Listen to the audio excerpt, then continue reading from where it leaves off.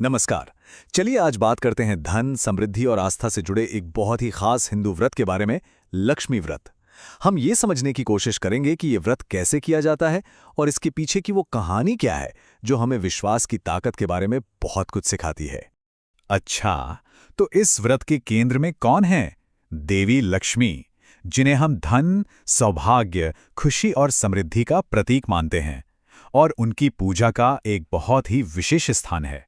तो चलिए सबसे पहले ये समझते हैं कि आखिर देवी लक्ष्मी हैं कौन और क्यों हिंदू मान्यताओं में उनकी पूजा इतनी इतनी जरूरी मानी जाती है।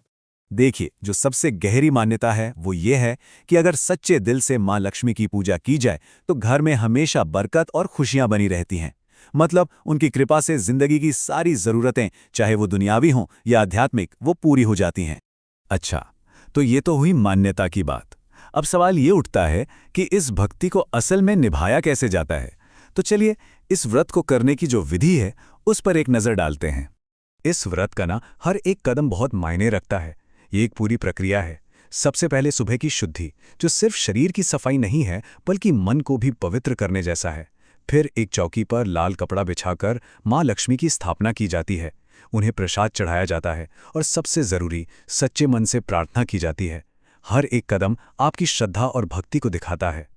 जैसा कि हम जानते हैं, हमारे यहाँ हर व्रत के पीछे एक कहानी होती है ना? एक कहानी जो हमें उसका असली मतलब समझाती है। तो चलिए लक्ष्मी व्रत से जुड़ी वो खास कहानी सुनते हैं।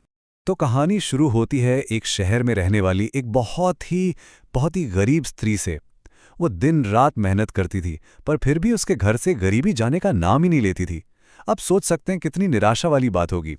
और फिर एक दिन उसकी जिंदगी में एक मोड़ आता है।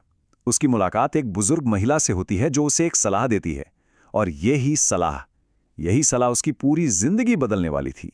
और जानते हैं क्या हुआ? जैसे ही उसने उस सलाह को माना और पूरी भक्ति के साथ व्रत रखना शुरू किया, उसकी दुनिया ही पलट गई। जहां पहले सिर्फ गरीबी और मुश्किलें थीं, अब वहां सुख था, समृद्धि थी और जिंदगी खुशियों से भरी हुई थी। लेकिन कहानी का असली क्लाइमैक्स तो अब आता है।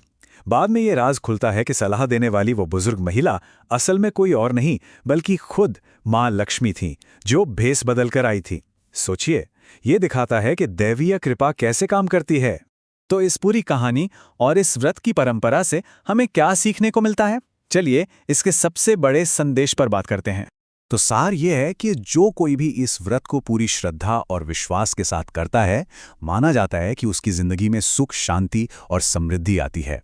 और हाँ, ये सिर्फ पैसों की बात नहीं है, ये मन की शांति और पूरी तरह से एक अच्छे जीवन के बारे में है। और आखिर में मैं एक सवाल के साथ बात खत्म करना चाहूंगा। आस्था और कर्म, यानी हमारा विश्वास और हमारे काम, इनके बीच आखिर रिश्ता क्या है? ये एक ऐसा सवाल है जो हमें सोचने पर मजबूर करता है कि हम अपने विश्वास को अपने कामों में कैसे उतारते हैं।